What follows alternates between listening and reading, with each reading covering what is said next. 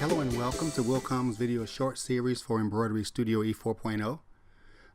Today I'm going to show you some advanced techniques for the advanced user, and I'm going to show you what to do when you don't have the font, you don't have the Wilcom font, or you can't find a true type font that will match what a customer has sent to you.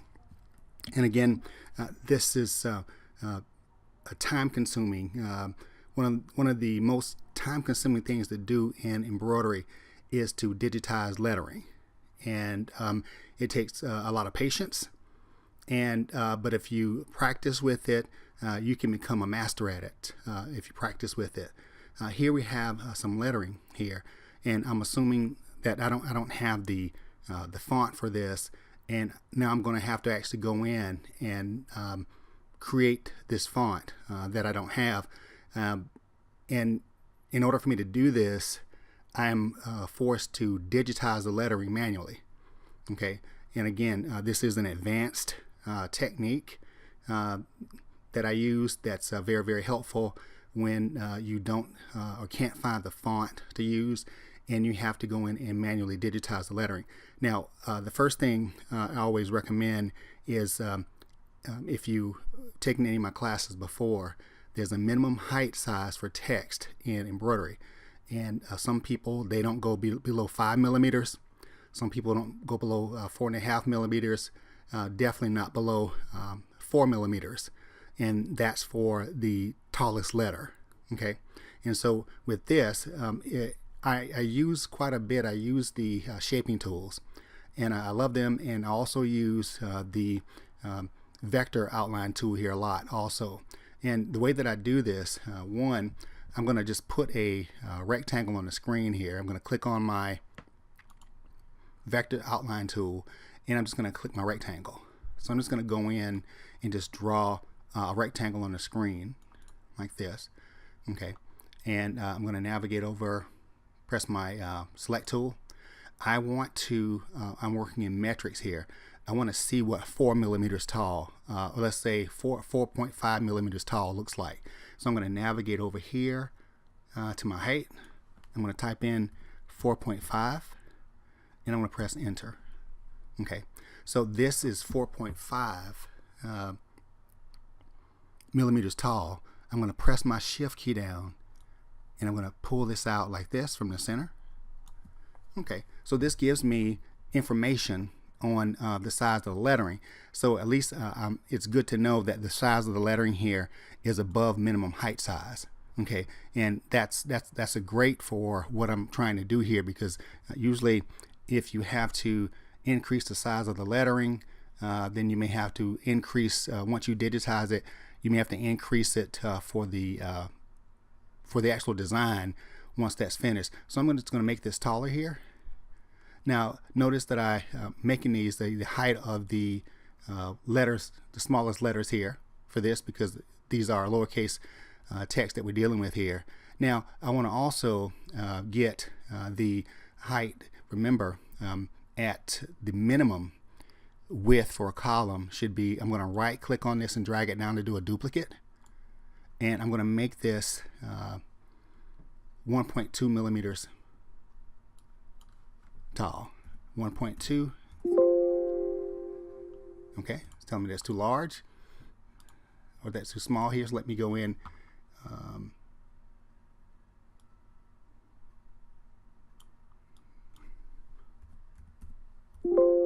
Okay, so if you take it past what it could do, actually, this is going to give you a pop-up like this. That's fine. So here, when I look at this, this is 1.2 millimeters. Okay, that's what the, so I'm going to click here on my transform tool to rotate this to a vertical. Okay.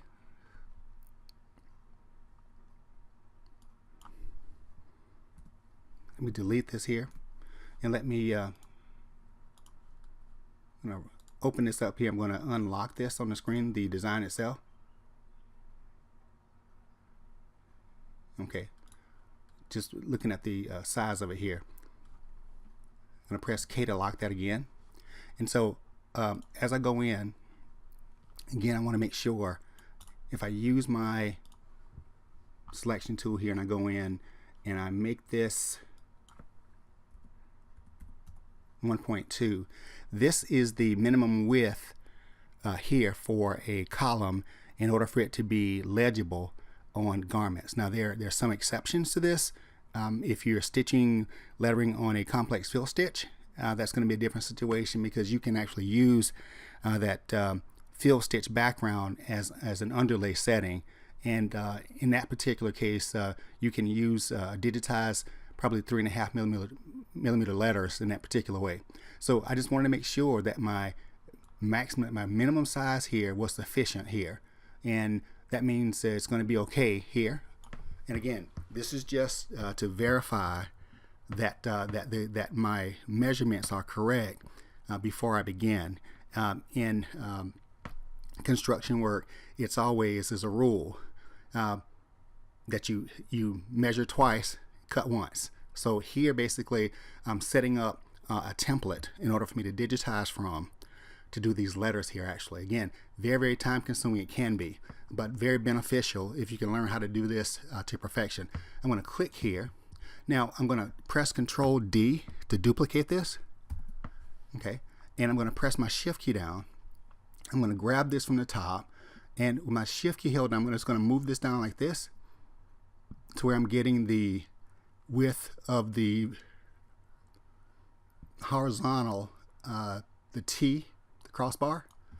Okay, so this is what I have. Okay, everything looks fine.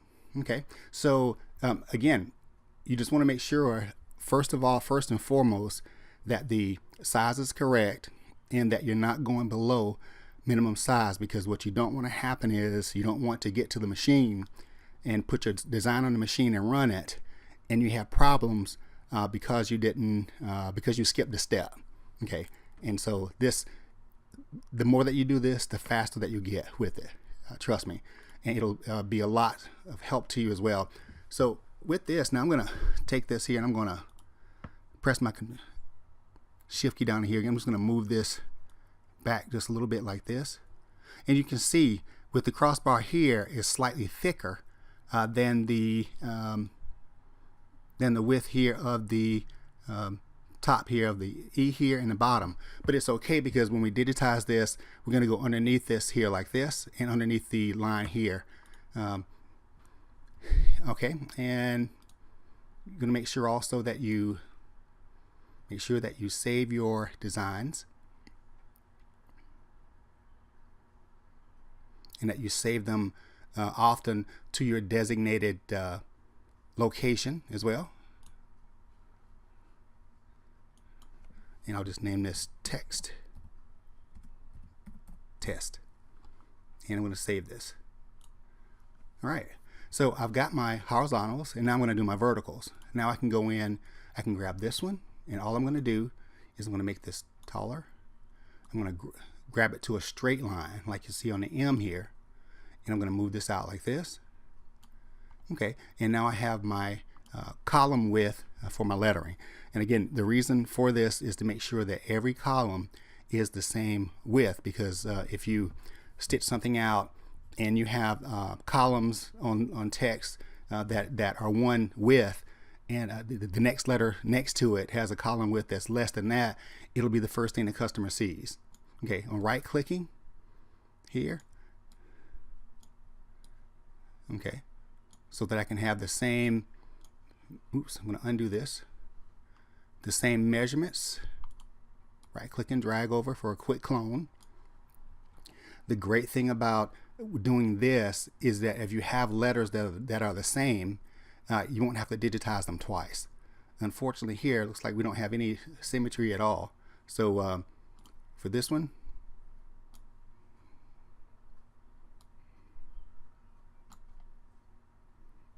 as I right click and drag this over again, making sure that that vertical is exactly the same width on all of the letters, or it's not going to work. Okay, and the more that you do this again, the faster that you'll get with this as you're working. Okay, and I'm going to click Save here. Excellent. So now when I'm digitizing, I want to be able to digitize the lettering, and I want to be able to digitize these open ends here. This is an open end here. That means that this stitch is going to shoot up here and it's going to shoot down here. Because of the pull compensation, it's going to squeeze in here and it's going to squeeze in here. So in order to offset the push compensation here, I'm going to draw a little my little guide stitch here, and I use this because this is going to be I call it where my last thread will be digitized. Okay, and what that means is that I'm going to zoom in here. I'm going to press D to hide the graphics. So when I digitize my column here, I want it to end up on this line, okay, when it stitches out on the fabric. So because this is an open end, okay, I'm going to have to digitize the last stitch here. I'm going to pull it back. We call it taking it back a stitch, okay, because again, with the push compensation, it's going to squeeze in here, and this is going to push out. And you don't want the lettering to be higher than it's supposed to be, or that will not give a good presentation. I'm going to press D to bring that back like this. Okay, great. So now I've got that. If I want to go in and go further and do some lines here, I can always do that as well, just by going in.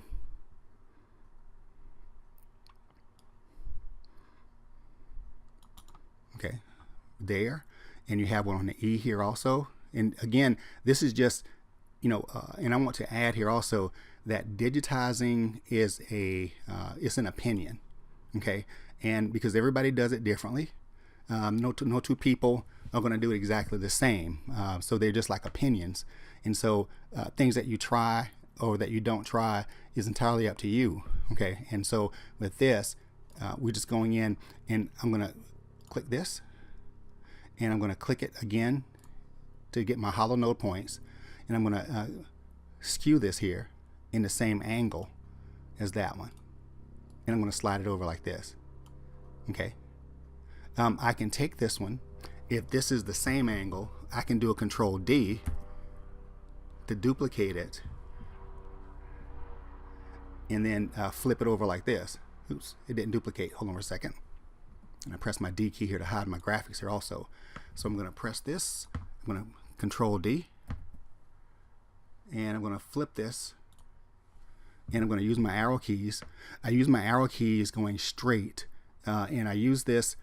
This is just something that I do to make sure that those objects are straight, and they're going to be straight, and there's no difference in the angle, or you don't want one letter to stitch above another letter. So I use my arrow keys in that particular sense to save me some possible grief later on.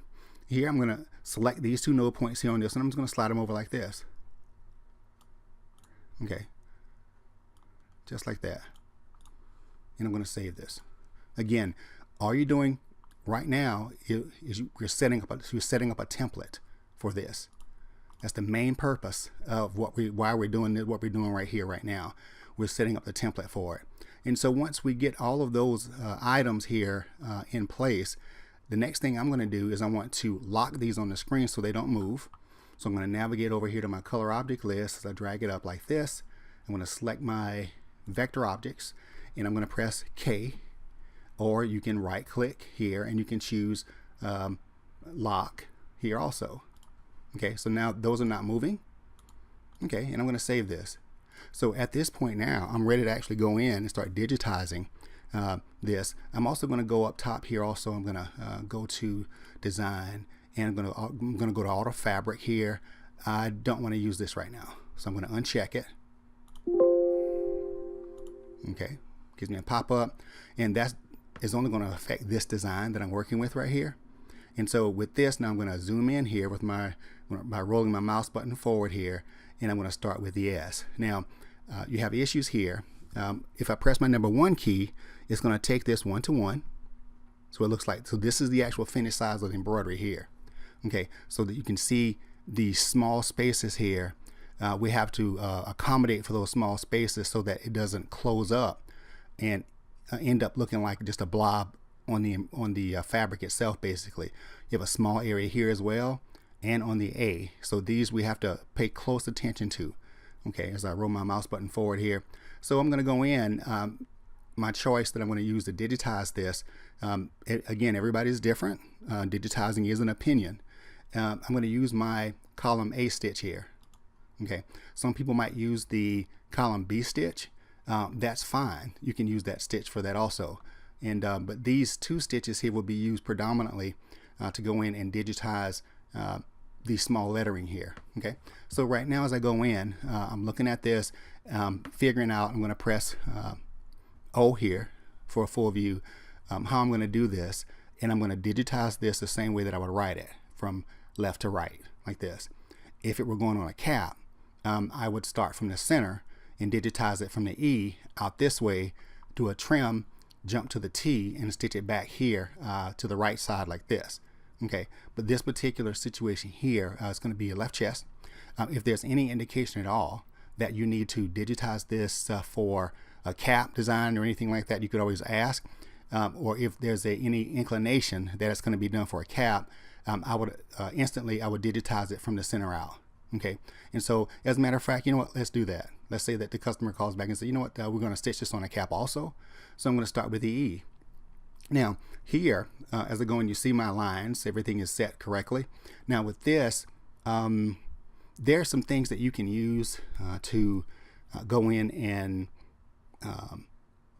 do the outline of the E here in Corel Draw, as far as going in and changing, doing a rectangle tool and going in just to get the perfect outlines here.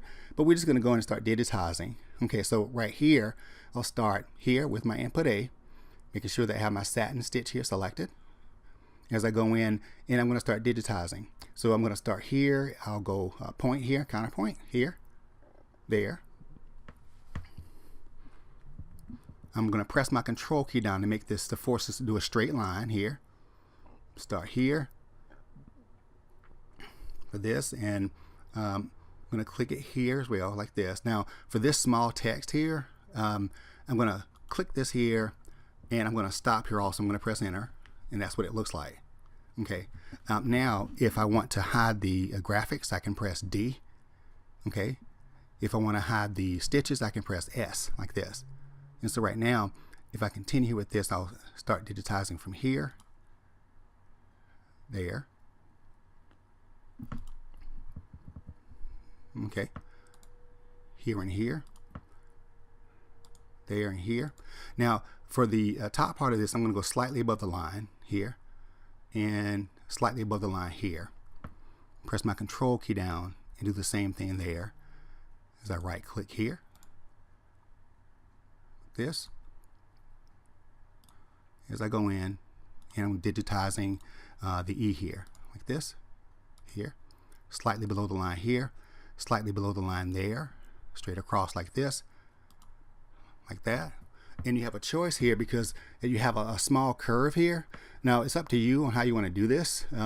One way is to go in and digitize the curve, or you can right click here, and because the space is so tiny here, and go point and counterpoint there and press enter. I'm going to press S. This is what it looks like. Okay, again, it's going to be this small. As I press my number 1 key, it's going to be that small. Okay, so when you zoomed in, things look astronomical when you zoom into it like this, but you have to keep in mind, once you stitch that out, as I press my number 1 key here, that's going to be the finished size of embroidery. And instead of it turning, instead of the stitch turning, as I select this here, I'm going to click on the E, press escape here and select it. If I press H here for my reshape tools, so this is what it's going to look like, guys, here. Okay, so when I look at this and I say, you can always go back in and you can modify and edit and change your lines. That's something that you can do at any time here. So, but as far as the stitching itself, basically, as I click this and press the space bar to make this a curved line here, again, if you click on a node point here and press the space bar, it'll change it to a curve point. If you press the space bar again, it'll take it back, so it does toggle back and forth. So I want this again to stitch going outward like this versus having to turn it here, because this area here is so small. One thing to keep in mind, guys, is this: the size of a needle is about 1 millimeter wide. So if I create a shape here on like here, like there, and I'm going to click on this, if I make this 1 millimeter tall,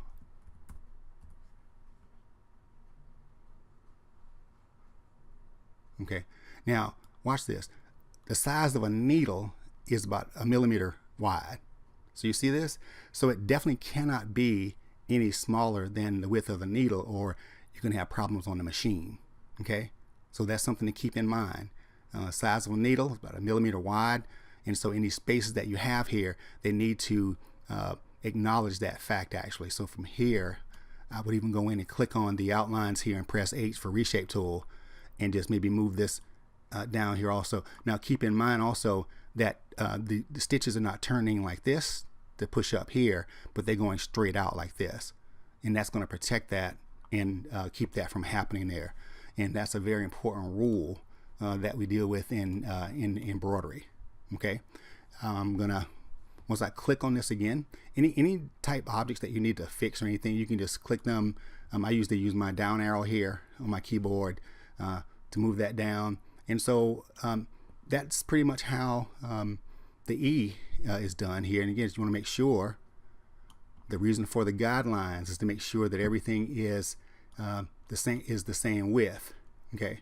Because you don't want to have any surprises once you get out to your production floor because of something that was missed. Sometimes things happen, because we are human, but as often as possible, you want to make sure that you're going in and doing everything possible to make that correct the first time you take it out there. I'm going to press D. So my E is done, okay, and I'm going to go to my M. Now, I mentioned earlier that about the push and pull compensation, and for this, you see the artwork here. The artwork is bad, okay? That's why you see these pixels. It makes it difficult to see and to digitize artwork like this actually, and it takes you longer to digitize the design because now you're straining your eyes trying to make sure that everything is in that it's on the line, okay? And so it does help also to be an artist. It does help with that creative process of it. So here when I go in, but you don't have to be an artist to be a digitizer, but it just it's a good if you are. I'm going to press my control key to go here and digitize that one there. I'm pressing my control key down again to force it to do a straight line like this. And as I go in, I'm going to right click here, just like this, slightly above the line.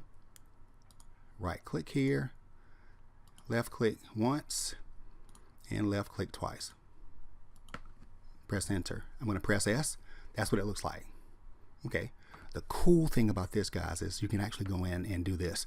I can select this and do a Control D to duplicate it and slide it over with my arrow key going to the left. You see, this is how you gain speed in digitizing objects like this. So with this, whenever I have objects that are the same, it makes no sense for me to have to go. I'm going to press D. I want to make sure I get everything correct. Press H here. It's going to start stitching here, and it's going to exit here as I press S like this, and I'm going to click save just like that. See how easy that was? Okay, as I go in again here, I have my column here. I don't need the artwork for this basically because I'm just going to go in and click it here. Now again, you have these open ends here that need to be digitized, and they need to be making sure that they're pulled back with the last thread actually, because keep in mind, once it stitches on the fabric, it's going to push out, okay, and it's going to be the same size as that first one on the outside of it. So press enter here and save like this. Okay, all right, that was not bad. Here for the Y, so I'm going to press D here, and for this And I'm just going to go in and again start on this this last stitch.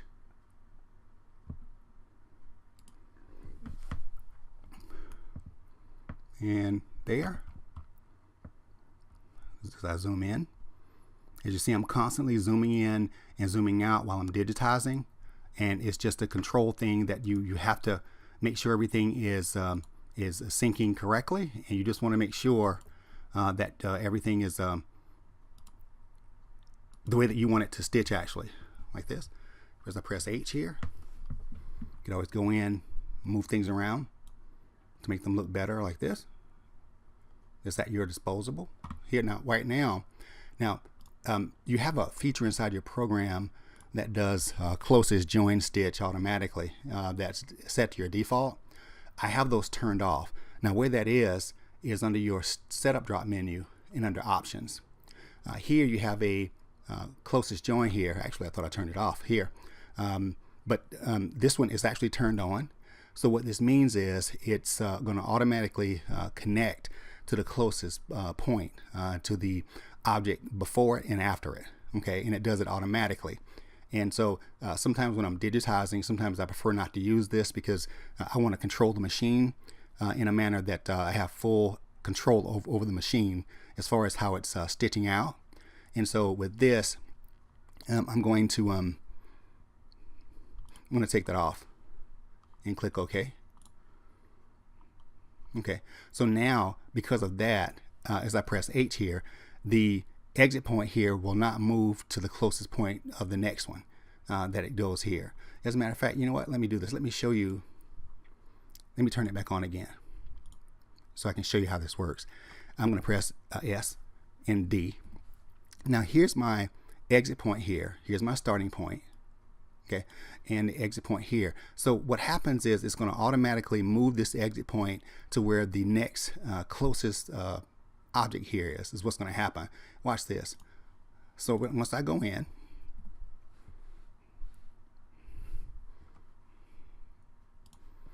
so as I start digitizing here, as I go in, I'm going to start digitizing, start here and go here and go up in that same last stitch here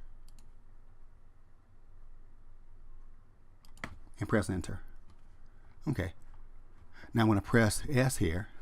Now let's take a look at where the exit point moved to on this first item here. I'm going to press H. You see where it moved to here?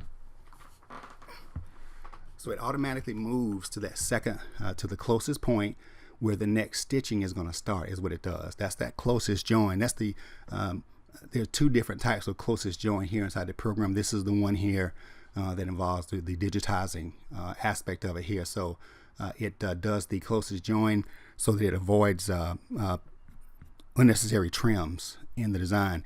And a trim on a machine takes anywhere from 6 to 10 seconds. So you might want to keep that in mind also.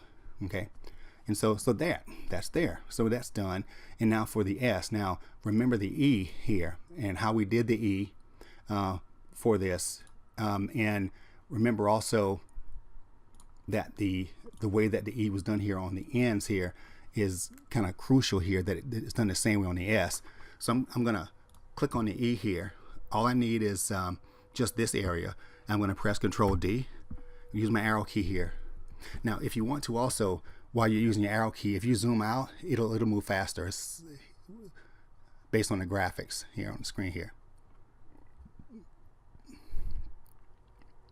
Okay, so if I flip this, go up to the top here to my, so this is what I'm looking for. Okay, I'm looking for this. Now the way that I can do this now is I can actually go in and I could split this and move it up, because I want this to appear also up top as well. And I can do this a couple of different ways. I'm going to press Control D. Okay, and I'm going to flip this horizontal. Okay, and vertical like this. I'm going to press D. Press S to hide the stitches. So this is what I'm looking at. I want my S to have the same edges here as the E has. And this is how I go in and how I construct that. I'm going to press D to bring up so I can see this area here. So when I go in, I might change the color here to this one. And I'll go into my column C stitch here, and I'll do the same thing, just like this. Okay. All I'm doing is I'm trying to get the same look, the same feel of the those edges for the E here, and make those same adjustments here for the S. Go here, and you see how that works, because I can go in now and continue digitizing this here like this, making sharp little turns like this here.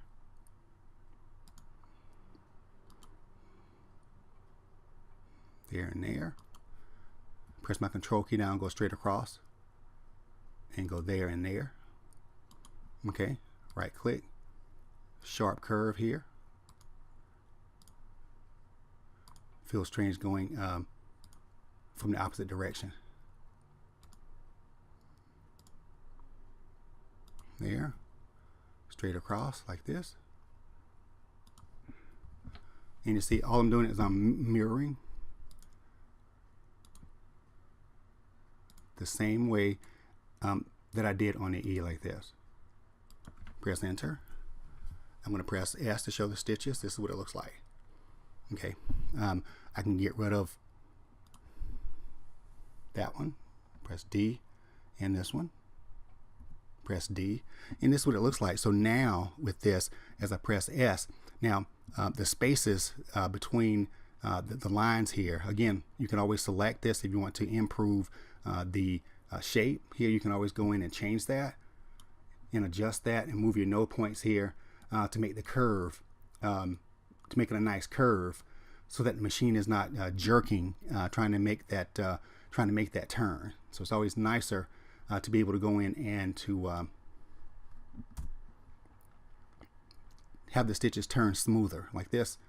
It's not good. So you have to go in and just adjust the way that the angles turn here, because this is what this looks like here now. Okay, and you want to make sure that those angles are tight on the inside, and make sure that they're open on the outside like this to make a smooth turn. Okay, here I'll just press my space bar to make that a line point here. Here's my angle. Okay, now for this, because of the angle here, I actually don't really need an angle here. I can delete this one, and even this one. It's just going to run it through and make it straight going across like this. Okay, so that's what that looks like. And also I'm going to press S, because this area here is again a very small area here, and you want to make sure that those stitches don't come together and make it look mushy. You don't want that to happen either. So with that, so here just making sure, now again, the distances here between this line here and this one here can be adjusted slightly. So I can draw my box around just these node points here, deselect this one, and I can slide this down like this. Okay, I mean, you have complete control over the editing of design inside the software, and it's incredible to be able to have that option, to be able to control the machine, because the more that you can control the machine means that the more control that you have over your production and how that works inside the program here. So yeah, making sure that those outlines here are good, like that. And this is what it looks like. I'm going to save this. All right, press 0, and I'm just going to just click it here and just save it just like that.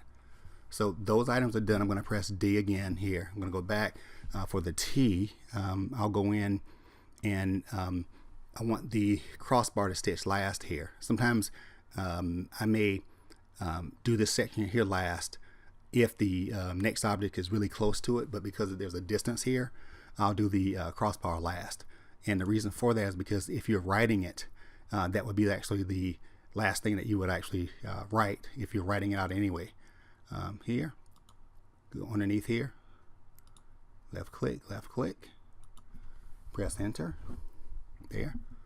And from here, click this one here.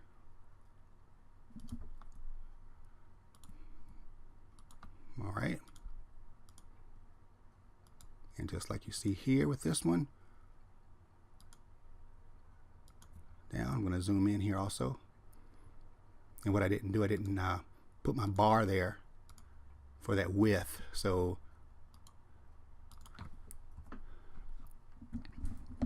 by not doing that, I'll have to go back and I'll just, you just want to make sure that everything is the same width as you're going through here. Again, the beauty of this is being able to copy and duplicate items so that you don't have to digitize them twice. And so with this, let's see here, just want to, and you can be as tedious with this as I am when I do it, or you can just you don't have to be as as controlling as I am when it comes to this. And with this, so go here and there and here and this.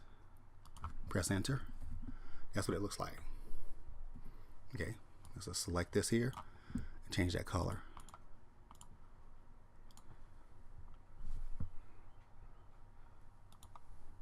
Delete that one, select, and change the color here, and I'm going to save it. Okay, almost there. So now with everything else, we can go in. If you look at the R here, you can do the R. When I see the R here, I see the M. Okay, and when I say that, I'm going to click these two items here. I'm going to press Control D to duplicate them, and I'm going to use my arrow key going to the right here to move that in position here so that I could digitize that. Okay, and you can use these areas here and these different items while you're digitizing to help you out as far as just again speed. Okay, and with this, all I can do here, I can just select this here. I'm going to press H.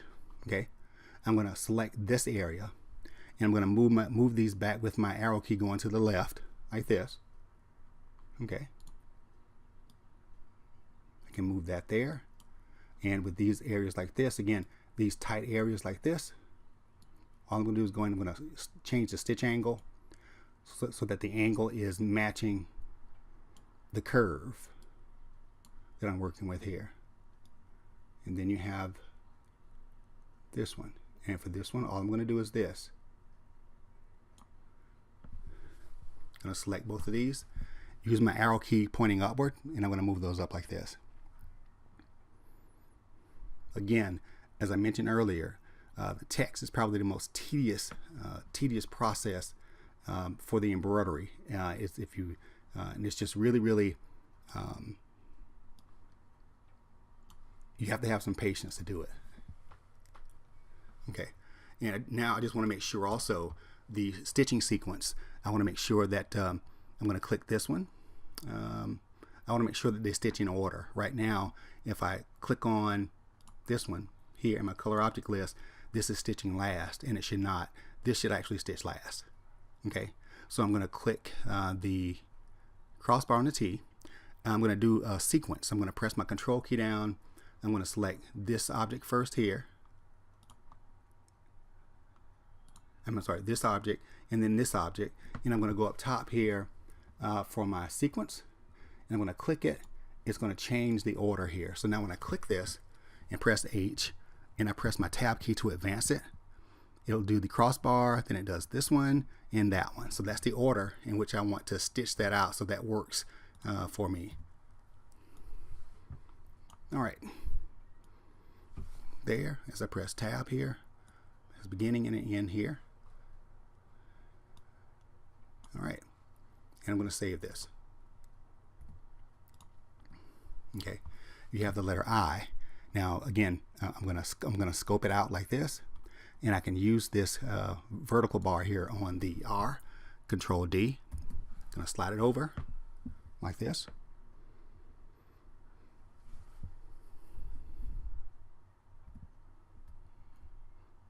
All right. And this crossbar here, or this vertical tab here for the eye. Now, what I'm going to do with this is I'm not going to do the eye dot yet. I'm going to do that last because I don't want to do a connection stitch here, because sometimes with a connection stitch at 1-to-1, sometimes they look like a letter L. Okay, so I'm just going to go in. Now, on this one also, what I see is I see that the E here can help me with the C. Okay, so I'm going to click on the E. I'm going to do a Control D to duplicate it. Use my arrow key going to the right. Scroll out here so it'll zoom faster.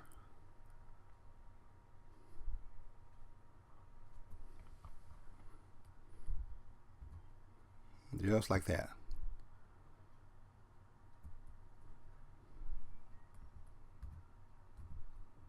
So this is again how you can actually go in and save time. Now the space here on the C's here is there's a bit more give with this, and so I'm going to press Control D here, and I'm going to vertically mirror this so it looks like that. Okay, so with this now with the C, at least I have. Let's see here. I'm going to digitize it, and for this here, so I can actually start here with the C.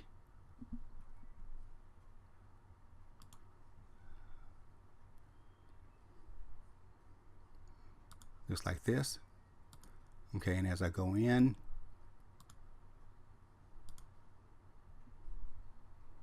C, go here, using it as a template. You can definitely do that also with this, and it's just to help you speed up the process with the digitizing. Again, practice, practice, practice. This there, and again extend it here like this, there, and I can end this right here. Press S.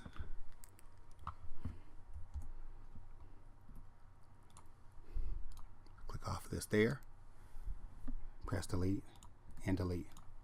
Now with this one, press my space bar here, space bar. So as I go in, again, the most important thing is to be able to get everything in position. At 1-to-1, remember it's going to be this size. Okay, so that's the finished size of the embroidery, and so that's what we're always constantly looking at or thinking about in the back of our minds as we go through this process. Okay, and again, you have the letter A here also, and again with that letter A, the same process needs to be applied with this top portion over here.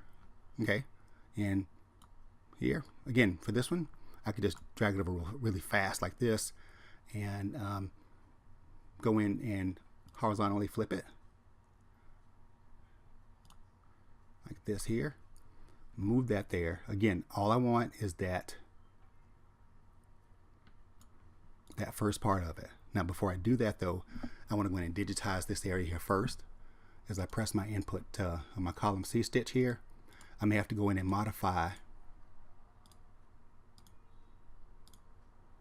this in a minute here once I'm done with it, because of this short area here that I have here.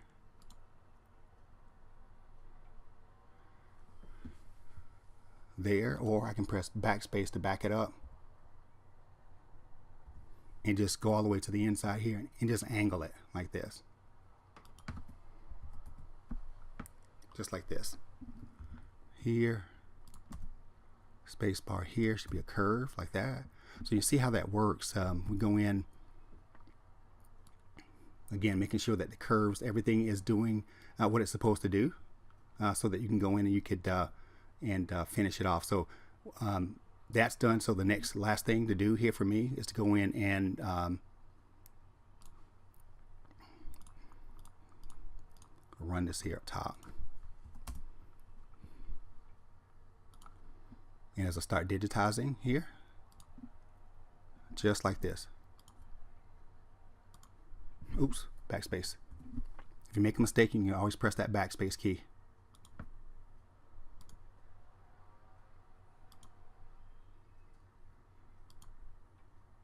There.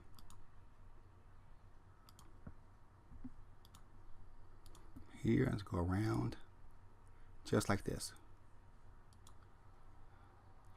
And on the end, again, that last stitch, there, and press enter. And that's what it looks like. I can get rid of that one. Don't need that one anymore. Here. Now, again, I'm going to press the number 1 key for 1 to 1.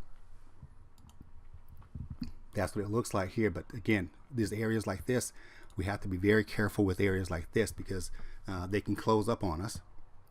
So we can go in and either slide this down a little bit, like this,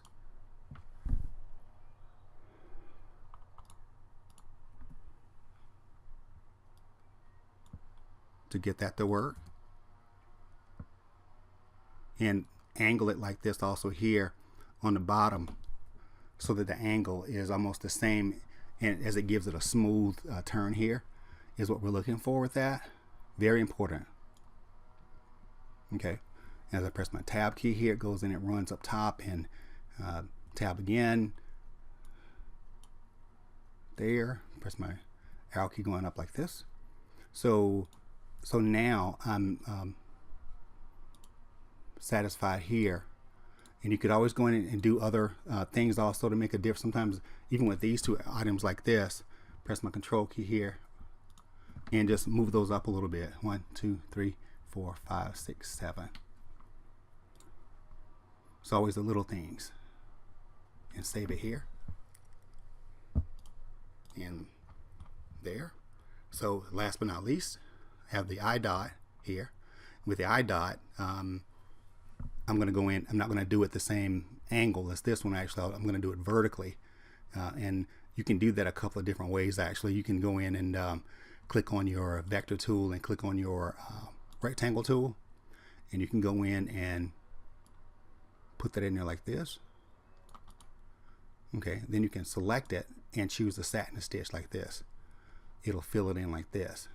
Okay, now it didn't fill in the right direction that I wanted it to actually, so see, we can go in and we could change the direction of the fill stitch that's going there. So let me do this. I'll select it here. I'll choose my complex fill stitch, where it's going to ask me for a stitch angle. Okay, and the stitch angle that I can use for this now is vertically. See, just a different way of doing it. Okay, just a different way of doing it. Next, I'm going to go in. I'm going to click on all of my vector objects here. I'm going to unlock them. I'm done with those. Delete, like this. I can click on the eye dot also, move it up 1, 2, 3. I can do that with it.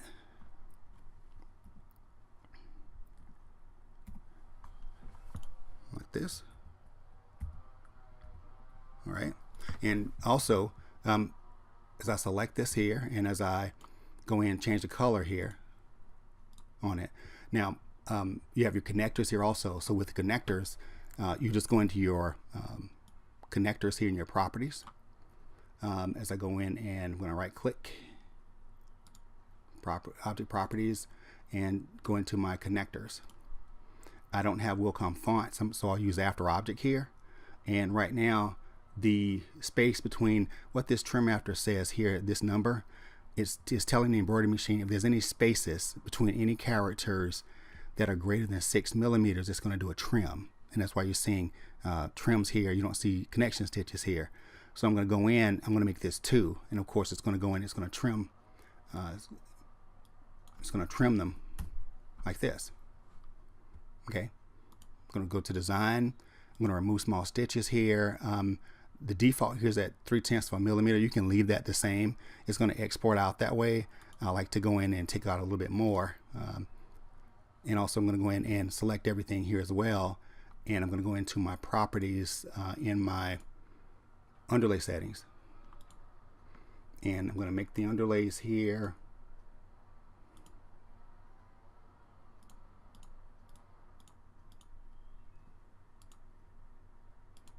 So I want to be able to use the,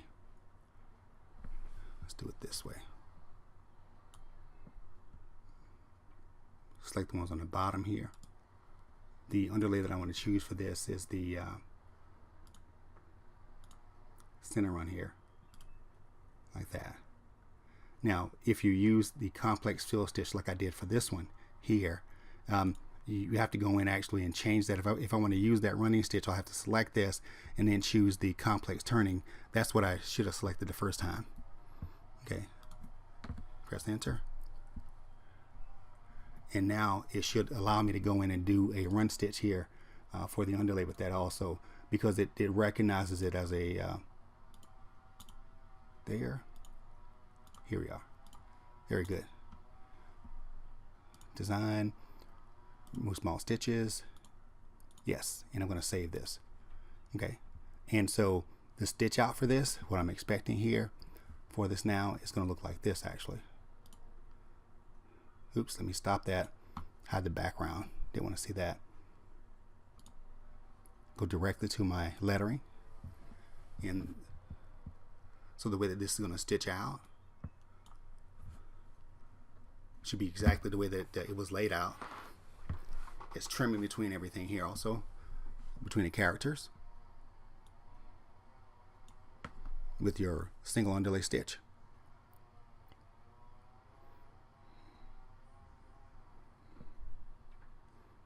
All right, and everything is according to plan. So this is what you expect it to look like here when you go in and you stitch it out. Okay, and you know that all of the columns are the same width without question. Underlays and everything are intact, and so that's going to do it for this session here. I do thank you for your time, and as always, we ask that you join us at www.wilcomamerica.com. Thank you.